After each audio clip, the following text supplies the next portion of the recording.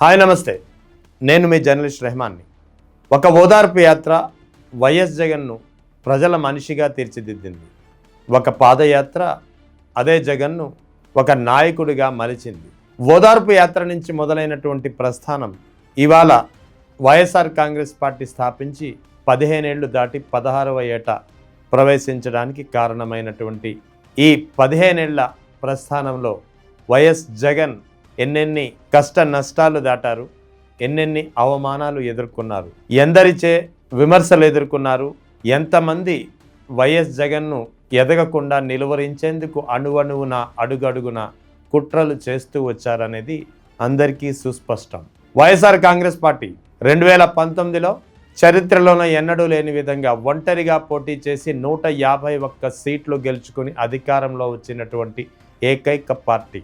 5 ఏళ్ల వైఎస్ జగన్ ప్రభుత్వ హయాంలో ప్రజలకు కావలసినటువంటి అన్ని సంక్షేమ పథకాలని, ప్రతి వర్గాన్ని, ప్రతి కుటుంబాన్ని ఎక్కడికక్కడ ఆదుకుంటూ కరోనా కష్టకాలంలో కూడా ప్రజలకు చిన్నపాటి కష్టం కూడా రాకుండా ప్రభుత్వం నేను ఉన్నానంటూ ప్రభుత్వం వెన్నంటి నిలిచిన సందర్భం వైఎస్ జగన్ ప్రభుత్వ కాలంలోనే అనేది అందరికీ తెలిసినటువంటి సత్యం. అటువంటి వైఎస్ జగన్ పార్టీ స్థాపించి ఇవాళ మార్చి 12 మొత్తం 15 ఏళ్ళు పూర్తి చేసుకుని 16వ ఏట వైఎస్ఆర్ కాంగ్రెస్ పార్టీ అడుగు పెడుతోంది. ఈ నేపథ్యంలో వైఎస్ఆర్ కాంగ్రెస్ పార్టీ స్థాపించడానికి దారితీసినటువంటి పరిస్థితులేంటి, వైఎస్ జగన్ ఎదుర్కొన్నటువంటి అవమానాలేంటి, వైఎస్ జగన్ను ఏ విధంగా నిలువరించే ప్రయత్నం చేశారు, వైఎస్ జగన్ పార్టీ ఏ నేపథ్యంలో ఎలాంటి పరిస్థితుల్లో స్థాపించారు అనేది ఒక్కసారిగా వివరంగా ఆ పాత రోజులను ఒక్కసారిగా మీకు గుర్తు చేసే నా చిన్న ప్రయత్నమే ఇది. 2009 సెప్టెంబర్ 2 ఎవరు ఊహించినటువంటి ఒక మహా ఉపద్రవం అని చెప్పాల్సి వస్తుంది. ఎందుకంటే ఒక మహానేతను ఒక ప్రమాద రూపంలో ప్రజలు కోల్పోయినటువంటి పరిస్థితి.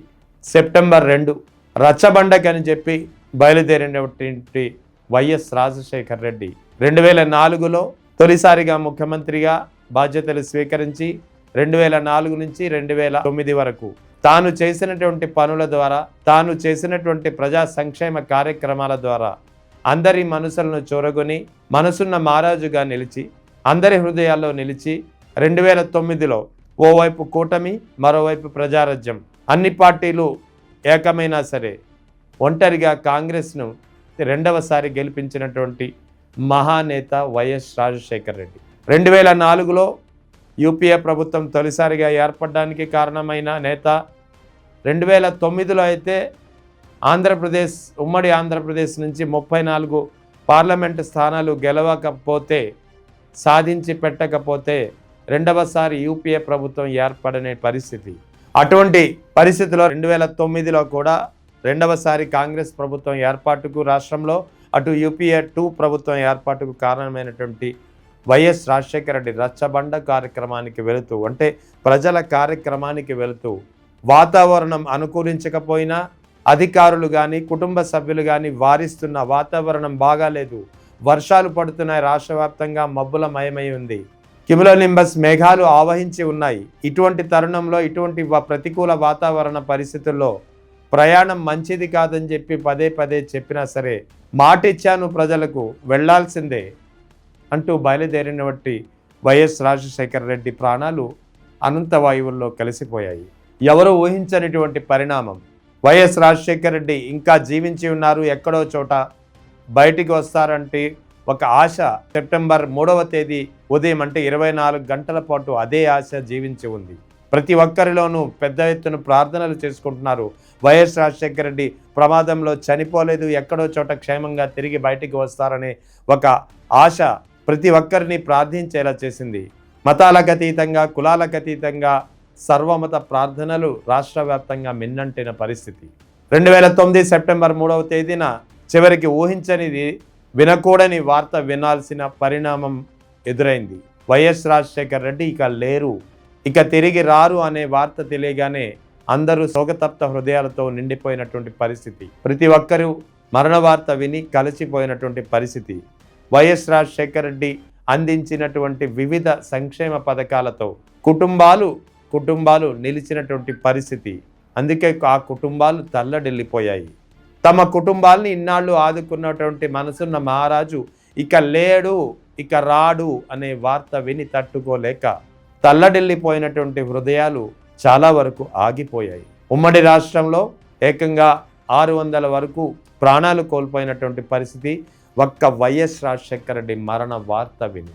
ఆ తర్వాత అదే నెల 2009 సెప్టెంబర్ 25వ తేదీ నల్ల కాలువ ఏదైతే ప్రమాదం జరిగిందో ఆ ప్రమాదానికి ఆనుకున్నటువంటి ఒక ప్రదేశం, ఈ నల్ల కాలువ ప్రాంతమే ఈరోజు వైఎస్ఆర్ కాంగ్రెస్ పార్టీ ఈ స్థాయిలో ఉండడానికి ఒక వేదిక అయింది. నల్ల కాలువలో జరిగినటువంటి ఒక సభ, ఒక సమావేశం.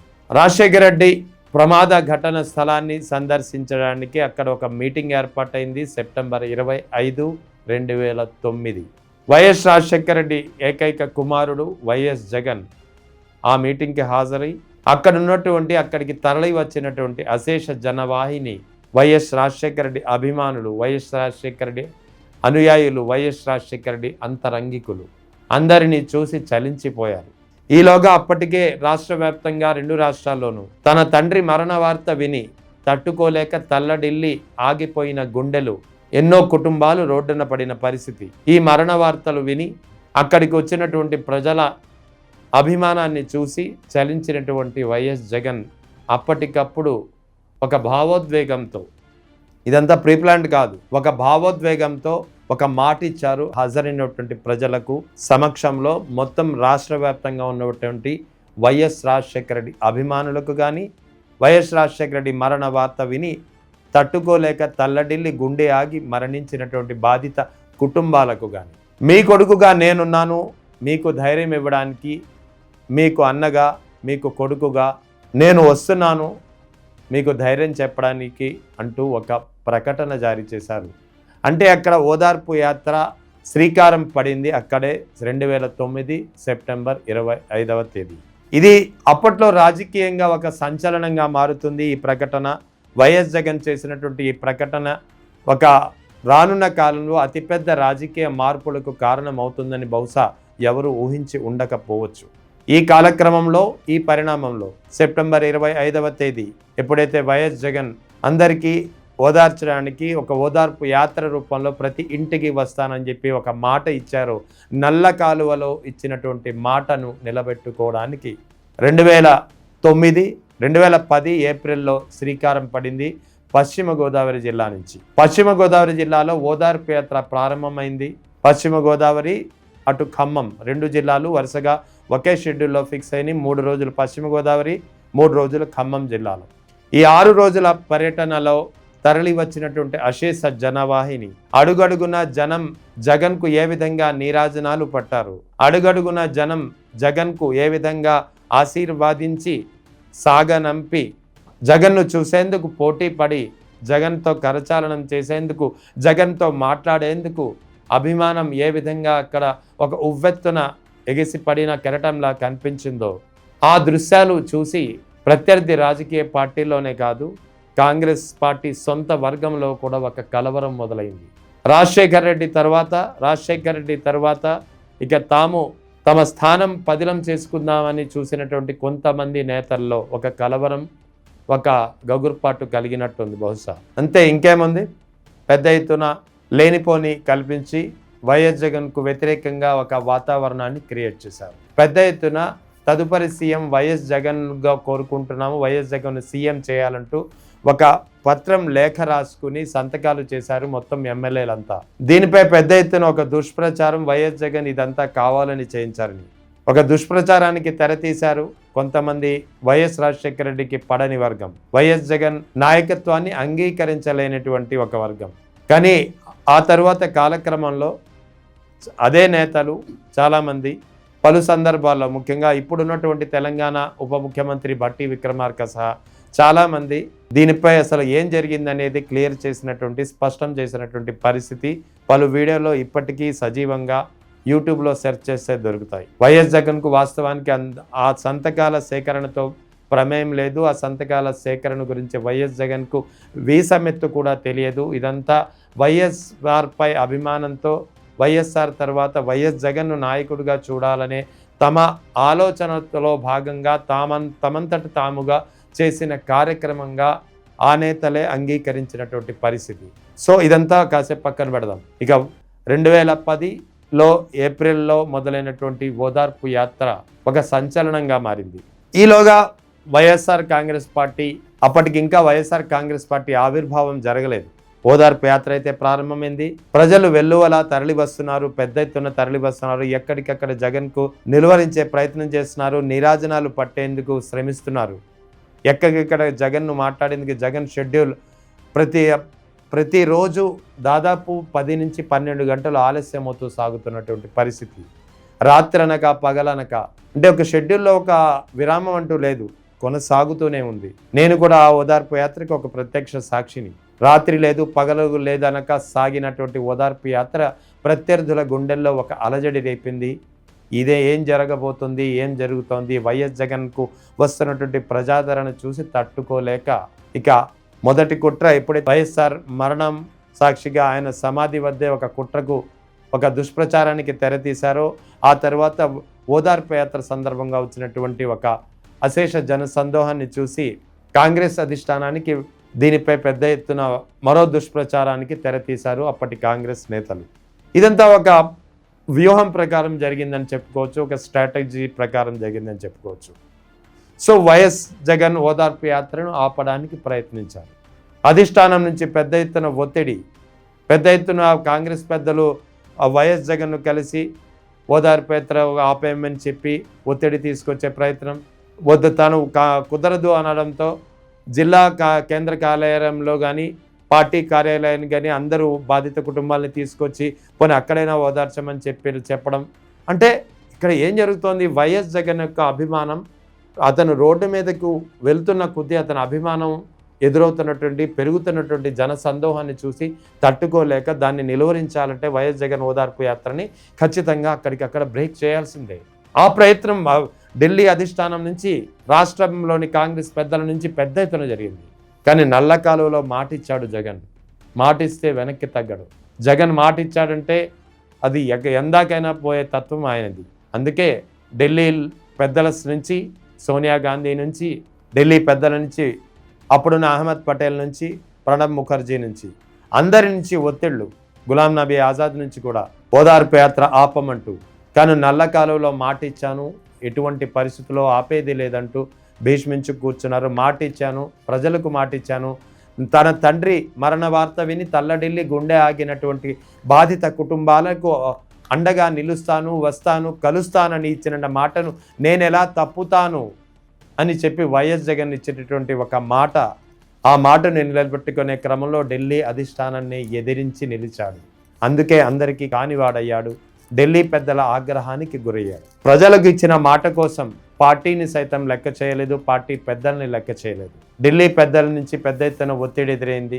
ఓ క్రమంలో ఇంకా ఢిల్లీ పెద్దల ఒత్తిడి తట్టుకోలేక ఇక పార్టీ నుంచి పార్టీకి రాజీనామా చేసేశాడు. అదే క్రమంలో ఇక వైఎస్ జగన్ ఓదార్పు యాత్రను ఆపాలి వైఎస్ జగన్పై అంటూ ఒక కుతంత్రం నడిచింది. ఒక కుట్రకు మరో కుట్రకు బీజం ఏర్పడింది. అప్పటి ఉన్నటువంటి కాంగ్రెస్ పెద్దలు, అప్పుడున్నటువంటి తెలుగుదేశం కలిసి, అంటే అధికార విపక్షాలు కలిసి ఒక కుట్రకు తెరతీశాయి వైఎస్ జగన్పై. వైఎస్ఆర్ అధికారం ఆసరాగా చేసుకుని వైఎస్ జగన్ అక్రమార్జనలకు పాల్పడ్డారు, క్విడ్ ప్రోకో చేశారంటూ పెద్ద ఎత్తున లేనిపోని ఆరోపణలు చేసి పెద్ద ఎత్తున కేసులు నమోదు చేసి సిబిఐ ఈడీ తోటి కేసులు నమోదు చేయించారు. ఈ క్రమంలోనే ఓదార్పు యాత్ర జరుగుతున్న క్రమంలోనే సిబిఐ నేరుగా వైఎస్ జగన్ను అరెస్టు చేసింది. అది 2012 మే 27వ తేదీ. అంటే ఓదార్పు యాత్ర స్టార్ట్ అయ్యి అప్పటికి దాదాపు 2 ఏళ్ళు అవుతుంది. ఈ 2 ఏళ్ల పరిణామ క్రమంలో వైఎస్ జగన్ను అరెస్ట్ చేసింది సిబిఐ. 2013 సెప్టెంబర్ 23 వరకు బెయిల్ రాని పరిస్థితి. అంటే ఏకంగా 16 నెలల పాటు వైఎస్ జగన్ ఓదార్పు యాత్రను ఆపి అతని అక్రమ కేసులు బనాయించి జైలు పాలు చేశారు. 16 నెలల సుదీర్ఘ కాలం తర్వాత బెయిల్పై బయటకు వచ్చారు వైఎస్ జగన్. ఈలోగా 2011 ఇప్పుడైతే ఓదార్పు యాత్ర ఆపమంటూ ఒత్తిడి వస్తున్న నేపథ్యంలో ఆయన పార్టీ వదిలి బయటకు వచ్చేశారు. పార్టీ వదిలి బయటికి రావడం కన్నా అప్పటికే కడప ఎంపీగా ఉన్నటువంటి వైఎస్ జగన్ 2010 నవంబర్ 29వ తేదీన తన కాంగ్రెస్ సభ్యత్వానికి, కడప పార్లమెంట్ సభ్యత్వానికి రాజీనామా చేశారు. రాజీనామా చేసి సొంతంగా 2011 మే 8న ఎన్నికలు జరిగాయి. 13న ఫలితాలు వెలువడ్డాయి. ఏకంగా 5,35,000కు పైచిలుకు మెజార్టీతోటి, అప్పటికే దేశంలో రెండవ అతిపెద్ద మెజార్టీ ఒక ఎంపీకి వచ్చిన మెజార్టీ ఇది. అంటే కాంగ్రెస్ పార్టీ నుంచి బయటకు వచ్చి కాంగ్రెస్ పార్టీకి రాజీనామా చేసి సొంతంగా గెలిచినటువంటి వైఎస్ జగన్ తన సత్తా ఏంటో ఒక్కసారిగా అందరికీ చూపించే ప్రయత్నం తొలిసారిగా జరిగింది 2011లో. అదే 2011లో మార్చి 11వ తేదీన ఇప్పుడు మనం చూస్తున్నటువంటి ఈ వైఎస్ఆర్ కాంగ్రెస్ పార్టీ ఆవిర్భావానికి బీజం పడింది. తూర్పుగోదావరి జిల్లా జగ్గంపేట మీటింగ్, ఓదార్పు యాత్రలో భాగంగా ఒక మీటింగ్ జగ్గంపేటలో జరుగుతోంది. జగ్గంపేటలో జరుగుతున్నప్పుడు మార్చి 11వ తేదీ జగ్గంపేట వేదిక సాక్షిగా వైఎస్ఆర్ కాంగ్రెస్ పార్టీ పేరును తొలిసారిగా ప్రకటించారు వైఎస్ జగన్. రేపు అంటే మార్చి 12వ తేదీ మధ్యాహ్నం 2:29 ఒక సుముహూర్తం, హిందూ శాస్త్రం ప్రకారం ఒక సుముహూర్తాన్ని నిర్ణయించారు హిందూ పండితుల సమక్షంలో. ఇడుపులపాయలో పార్టీ ఆవిర్భావం, పార్టీ జెండా ఆవిష్కరణ, 3 రంగుల జెండా ఆవిష్కరణ ఉంటుందని మార్చి 11వ తేదీ జగ్గంపేట సభ సాక్షిగా వైఎస్ జగన్ ప్రకటించారు. మార్చి 12వ తేదీ మధ్యాహ్నం 2:29 ఇడుపులపాయలో వైఎస్ఆర్ కాంగ్రెస్ పార్టీ మువ్వన్నెల జెండా ఎగిరింది. వైఎస్ఆర్ కాంగ్రెస్ పార్టీ అధ్యక్షుడిగా వైఎస్ జగన్ తన పార్టీని ప్రకటించారు. అప్పటి నుంచి మొదలైనటువంటి ఈ ప్రయాణం, వైఎస్ఆర్ కాంగ్రెస్ పార్టీ ప్రయాణం అలా సాగింది. 2013లో ఆగస్ట్, ఇది మరొక కీలకమైన పరిణామం. వైఎస్ఆర్ కాంగ్రెస్ పార్టీ ఆవిర్భావం తరువాత జరిగినటువంటి కీలకమైన పరిణామాల్లో ఇదొక అతి ముఖ్యమైన తేదీ. 2013 ఆగస్ట్, వైఎస్ జగన్ను వెంట నిలిచినటువంటి 18 మంది కాంగ్రెస్ ఎమ్మెల్యేలు, తెలంగాణలో ఒకరు కొండా సురేఖ, ఇక ఆంధ్రప్రదేశ్లో 17 మంది, మొత్తం 18 మంది ఎమ్మెల్యేలు అప్పటికే వైఎస్ జగన్ వెంట నిలిచి కాంగ్రెస్ సభ్యత్వానికి రాజీనామా చేసి బయటకు వచ్చేశారు. ఆ బయటకు వచ్చేసిన తర్వాత జరిగిన మళ్ళీ 2013లోనే ఉప ఎన్నికలు జరిగాయి ఈ 18 స్థానాలకు. ఒక కొండా సురేఖ, అటు రామచంద్రపురం నుంచి పిల్లి సుభాష్ చంద్రబోస్ తప్ప మిగిలిన 16 స్థానాలని తిరిగి వైఎస్ఆర్ కాంగ్రెస్ పార్టీ తరఫున గెలుచుకున్నటువంటి పరిస్థితి. అంటే వైఎస్ఆర్ కాంగ్రెస్ పార్టీ ఆవిర్భావం ఫార్మేషన్ తర్వాత జరిగినటువంటి మొదటి ఉప ఎన్నికల్లో 18 స్థానాల్లో 16 స్థానాల్ని పార్టీ గెలుచుకొని ఆ పార్టీ సత్తా ఏంటో చూపించింది ప్రపంచానికి. అందుకే వైఎస్ఆర్ కాంగ్రెస్ పార్టీ ఆవిర్భావ క్రమంలో 2013 ఆగస్ట్ అనేది చాలా అతి ముఖ్యమైనటువంటి తేదీ. ఇక 2014 వైఎస్ఆర్ కాంగ్రెస్ పార్టీ మొదటి సాధారణ ఎన్నికలకు పార్టీ ఆధ్వర్యంలో పోటీ చేసినటువంటి మొదటి సాధారణ ఎన్నికలు ఉమ్మడి రాష్ట్రం నుంచి తెలంగాణ ఏర్పాటైన తర్వాత, ప్రత్యేక ఉమ్మడి ఆంధ్రప్రదేశ్ నుంచి ఆంధ్రప్రదేశ్ విడిపోయిన తర్వాత జరిగినటువంటి మొదటి ఎన్నికలు. ఈ మొదటి ఎన్నికల్లో వైఎస్ఆర్ కాంగ్రెస్ పార్టీ ఏకంగా ఆంధ్రప్రదేశ్లో 67 స్థానాలు గెలుచుకుంది, బలమైన ప్రతిపక్షంగా ఏర్పడింది. తెలంగాణలో కూడా 3 ఎమ్మెల్యే స్థానాల్ని, 1 ఎంపీ స్థానాల్ని గెలుచుకుంది. అంటే ఇక్కడ ఆంధ్ర తెలంగాణ రెండిట్లోనూ పోటీ చేసింది. ఏపీలో 67 ఎమ్మెల్యే స్థానాల్ని గెలుచుకుంది, అటు తెలంగాణలో 1 ఎంపీ 3 ఎమ్మెల్యే స్థానాల్ని గెలుచుకున్నటువంటి పరిస్థితి.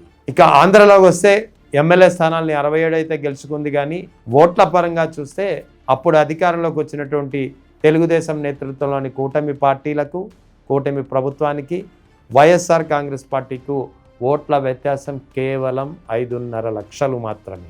అంటే కేవలం 5.5 లక్షల ఓట్ల వ్యత్యాసంలో అధికారాన్ని కోల్పోయింది 2014లో వైఎస్ఆర్ కాంగ్రెస్ పార్టీ. ఒక బలమైన ప్రతిపక్షంగా నిలిచింది, ప్రజల ప్రతి సమస్యపై పోరాడింది, ఎన్నో దీక్షలు, ఎన్నో ధర్నాలు, ఎన్నో రాస్తారోకోలు. ఆ తర్వాత 2017-18 క్రమంలో ఒక వైఎస్ జగన్ తలపెట్టినటువంటి ఒక పాదయాత్ర ఆ జగన్ను ఒక ప్రజానాయకుడిగా మలిచింది, ప్రజల మనిషిగా మార్చింది, పెద్ద ఎత్తున ప్రజలను దగ్గర చేసింది, ప్రజలను మరింత చేరువ చేసింది. వైఎస్ జగన్ చేసినటువంటి పాదయాత్ర చరిత్రలో నిలిచిపోయినటువంటి ఒక మర్చిపోలేని ఒక మైలురాయిగా చెప్పవచ్చు. ఆ పాదయాత్ర 2019లో వైఎస్ఆర్ కాంగ్రెస్ పార్టీ భారీ విజయానికి 175 సీట్లకు పోటీ చేసినటువంటి 175 సీట్లలో 151 సీట్లు గెలుచుకొని అతిపెద్ద పార్టీగా నిలిచినటువంటి పరిస్థితి. సో వైఎస్ఆర్ కాంగ్రెస్ పార్టీ 2019 నుంచి 2024 వరకు అధికారంలో ఉంది. 2019లో వైఎస్ జగన్ అనే నేను అంటూ ముఖ్యమంత్రిగా ప్రమాణ స్వీకారం చేసిన కొన్ని నెలలకే కరోనా ప్రపంచాన్ని పట్టి పీడించినటువంటి కరోనా వెంటాడింది. ఎన్నో ప్రాణాలని బలి తీసుకున్నటువంటి పరిస్థితి, మొత్తం ప్రపంచమే స్తంభించిపోయినటువంటి పరిస్థితి. ఆర్థిక లావాదేవీలు లేవు, ఆర్థికంగా పూర్తిగా ఎక్కడికక్కడ కుటుంబాలు చితికిపోయినటువంటి పరిస్థితి. అటువంటి పరిస్థితుల్లోనూ నేనున్నాను అంటూ వైఎస్ జగన్ ఏ వాలంటీర్ వ్యవస్థ అయితే ప్రపంచానికే గర్వంగా నిలిచిందో ఆ వాలంటీర్ వ్యవస్థ ద్వారా కరోనాని అత్యంత విజయవంతంగా కట్టడి చేయగలిగారు. ప్రతి కుటుంబానికి కరోనా కష్టకాలంలో కూడా ప్రతి కుటుంబానికి నిత్యావసర సరుకులు వాలంటీర్ వ్యవస్థ ద్వారా అందించగలిగినటువంటి ఏకైక ప్రభుత్వం ఏదైనా దేశంలో అప్పట్లో ఉంది అంటే అది ఒక్క ఆంధ్రప్రదేశ్ మాత్రమే అని సగర్వంగా అన్ని పత్రికలు ఆనాడే కొనియాడినటువంటి పరిస్థితి. కరోనా కష్టకాలంలో కూడా ఏ కుటుంబం రోడ్డున పడకుండా ప్రతి కుటుంబానికి కావాల్సినటువంటి నిత్యావసర వస్తు ధరలు ఎప్పుడూ ఆగలేదు. అప్పట్లో కూడా ఉద్యోగులకు జీతాలు సక్రమంగా చెల్లించినటువంటి పరిస్థితి. ఆ తర్వాత ఇచ్చిన ప్రతి మాటకు కట్టుబడి అన్ని హామీలను ఎప్పటికప్పుడు అమలు చేస్తూ ముందుకు సాగుతూ 2024లో వైఎస్ జగన్ను నిలువరించాలి, ఎలా నిలువరిస్తే సాధ్యమవుతుందనే ఒక కుట్రకు మరో కుట్రకు బీజం పడింది.